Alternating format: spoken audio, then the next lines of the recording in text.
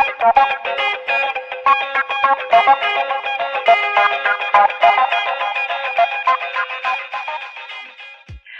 everyone. Welcome to Conversations with Nicole. Today, my guest is Deegan Hudson. She is a singing ventriloquist comedian, and I'm excited to have her on the show today. She resides in the Myrtle Beach, South Carolina area, where she performs all over the place. Deegan, it's good to see you. Oh, thank you so much for having me, Nicole. I'm so excited to be here. I can't wait. I'm thrilled to have you. I have to say, you are my very first singing ventriloquist comedian. That's a lot in one act. Yeah, it is. Well, thank you. Well, you're a very young 22 years old in this wonderful, exciting career, but it all started when you were about 9 years old. Tell me about that. Well, actually, what got me into ventriloquism was my mom. She's a ventriloquist as well, and kind of how I got into it. It's a little sad, but it turns out in the end. When I was about 9, my dad went missing unexpectedly, and we later found his body in the PD River 3 days later. And as a 9-year-old, that's really hard. My mom, my older brother, and then me. And it's hard to deal with stuff like that. You don't really know what to do. But my mom, I grew up watching my mom as a ventriloquist. She would actually come into my classroom and do her puppets for my class and all my friends. She would do like vacation Bible school and all stuff like that. And she told me, she never pushed me to do ventriloquism. She was just, she's the type of mom that's like, you do what you want. Yeah. But when my dad passed away, I was 4th grade. I'd come home and kind of watch TV and just lay around. And she said, Deegan, you could do anything. You could play sport, do ballet, anything, just to, build your confidence back. And I don't know why. I decided, I'm like, you know what? I want to be just like my mom. And I just fell in love with it ever since. So, how do you start learning how to be a ventriloquist? That's a tough thing to do. You watch a lot of people do it, and I think, well, they're not very good, but I could never do it. But I mean, that's a hard skill. Well, I think I have it easy because I have a personal coach. Yes. I did. It's mostly just practice. You replace some words. Like my least favorite words are like B's and P's, and you just kind of, or not words, letters, but you replace those letters with like a B becomes a D, a P becomes like a T, and the slower you speak and the more practice you do, the better. Just like anything else, just like a sport, just practice. Right. Yes. Practice makes perfect. So you started this at a young age. Yes. Walk me through what it's like to perform and to practice and to take up this sort of entertaining. I mean, I just love it. I love entertaining. I love meeting people. I love making people laugh.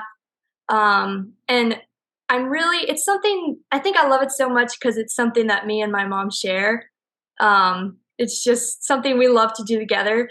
She helped me design my own custom puppets. Oh.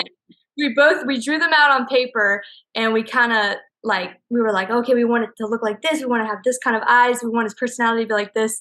And I didn't physically create my characters. I took them to a professional doll maker.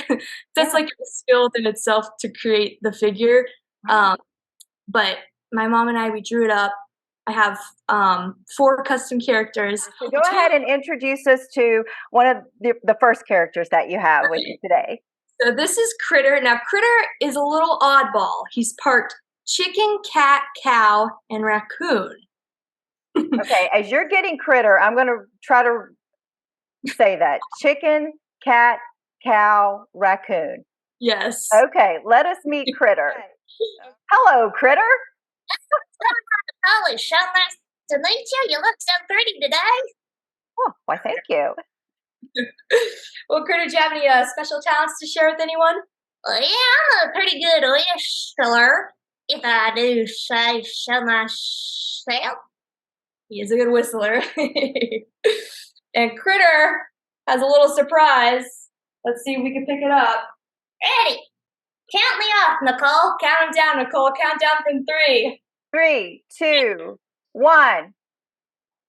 Oh, whoa! Your udders just gave us a cow milk spray. Like that. Hey, I'm utterly ridiculous, Nicole. Yeah. You are funny. You are funny. I like it a lot.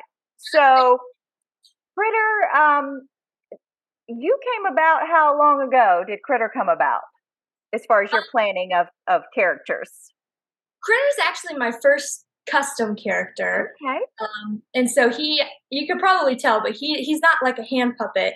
He is, I had pop off his head. He's a figure that's on a stick like this. And he is okay.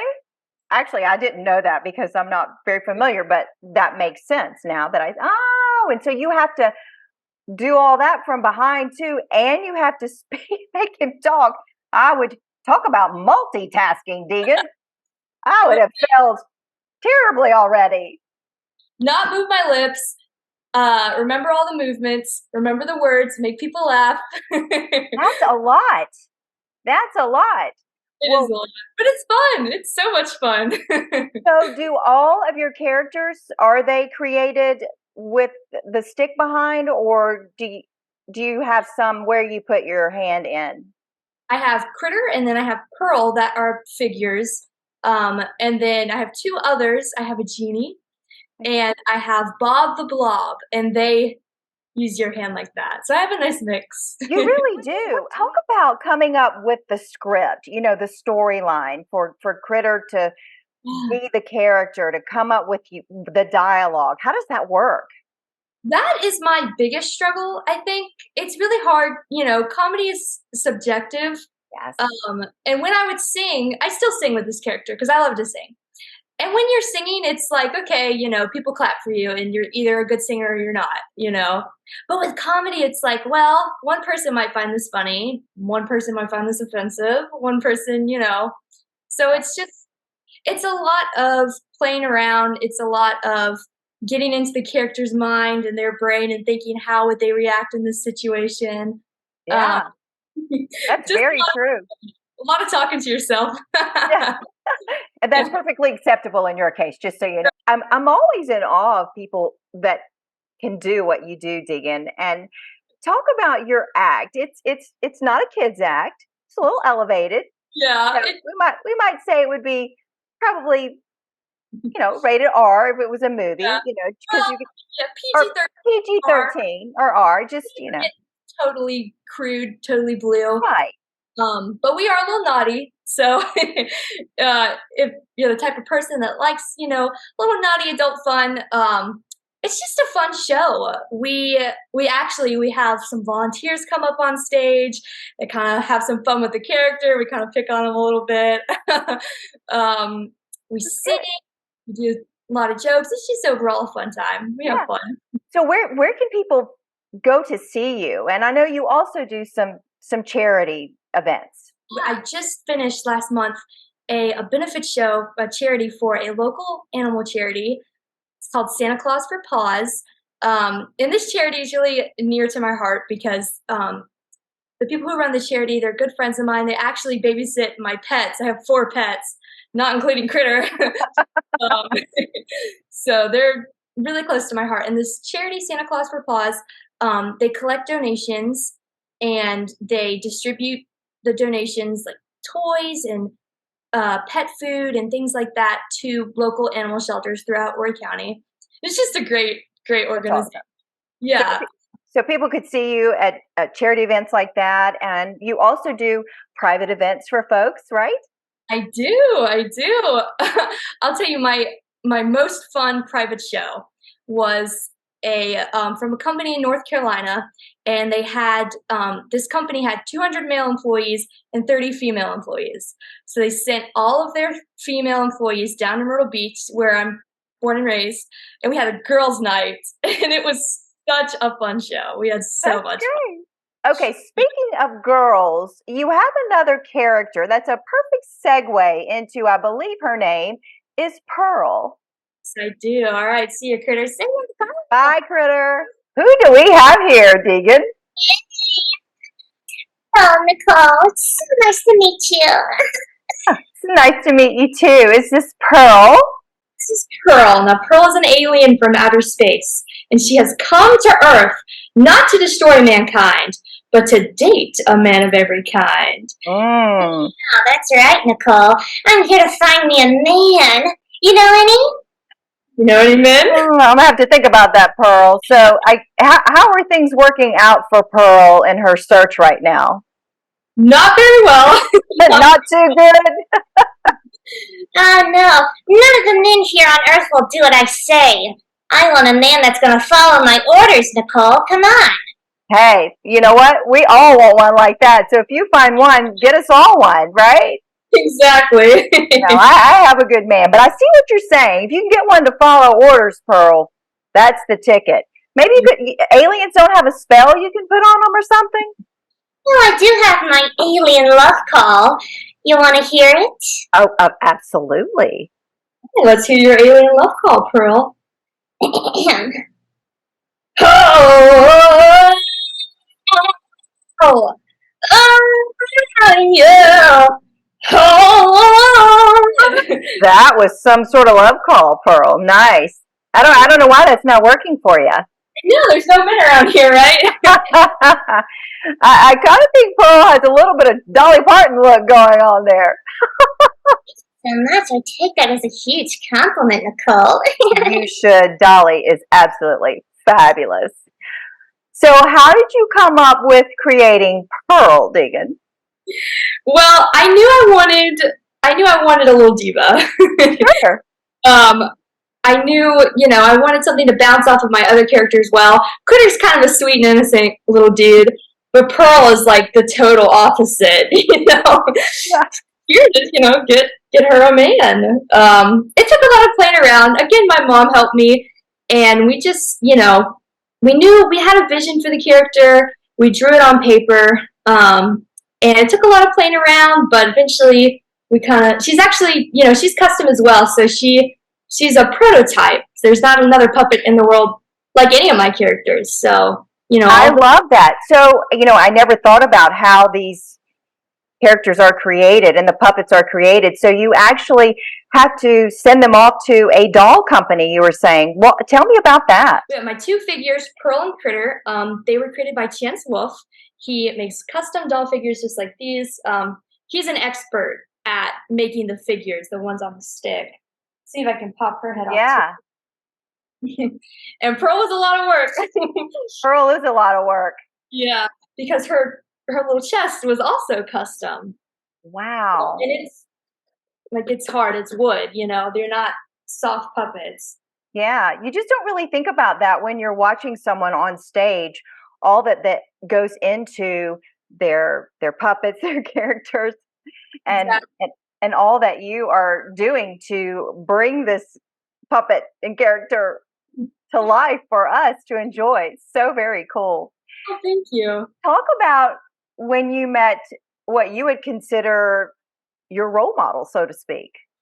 Absolutely. Well, I guess my biggest role model is probably my mom, but my biggest stand-up ventriloquism role model, probably Jeff Dunham. When I was 14, my mom took me to the International Ventriloquist Convention, and Jeff is such a humble and down-to-earth person. He goes every year, and he really honors and gives back to the community. It's a really small community, so everybody kind of knows each other. And when I was 14, I got to go to my first convention, and Jeff was doing a workshop, and he was teaching you how to write your own material and how to animate your puppet. And I took the workshop, and it was so cool. And afterwards, I got to talk to him for like 5 minutes, and it was the highlight of my life. Yeah. It was great. I learned a lot, and it was just awesome to see somebody that successful still be such like a down-to-earth person. It was really, really cool. Do you think that you might want to try to take your act to some of the shows that are nationally because that was really one of the things that catapulted him? Absolutely. I mean, that's the dream. Yeah. I'd love to build my own fan base like Jeff and tour But if I'm big dreaming, that's like my ultimate dream. Well, don't give up on your dreams. You're very talented, and I love the characters that you've created. I mean, clearly you have a love and passion for what you do, and I think that's the start right there. And just keep going at it and not stopping. So, how can people locate you and learn about you if they want to book you for their private party, or make sure that they can follow you and catch your next act? Yeah, absolutely. So you can check me out on Facebook. Just I have a really unique name, Deegan Hudson. You'll see all the puppets, so you'll know it's me. So I'm on Facebook, Deegan Hudson, Instagram, Deegan Hudson, my website, deeganhudson.com. And I have all my puppets on there, and I have my dates for my upcoming shows on my website, and of course on my Facebook, and my Instagram. And that's how you can contact me if you want to meet these little weirdos in person. I love it. So what would Pearl say about you? If Pearl Oh, said something about you, what would Pearl say? oh my goodness. Well, Pearl thinks I'm a prude. Pearl would probably say, "Don't put me in a box," right? Oh, definitely. Yeah. Say, Nicole, what's your husband look like? Oh, Pearl, he's so handsome. Dark hair, tall, beautiful smile, everything I ever wanted. That is just my type. Pearl, come on. You can't flirt with Nicole's husband. He's married. His heart belongs to his wife. Well, what about the rest of him? Oh, Pearl, you'll find you a man soon. What's up? Deegan, this has been a lot of fun. Thank you so much for joining me. Thank you for having me. I'm so honored to be on the show. I'm really, really honored that you would have me. So thank you so much. Absolutely. It's the sky's the limit for you, Pearl, and Critter, and the rest of the gang. Oh, thank you so much. It's so sweet. Excellent. And that will do it for this edition of Conversations with Nicole. Until I see you again, I hope you have a great day. Mwah!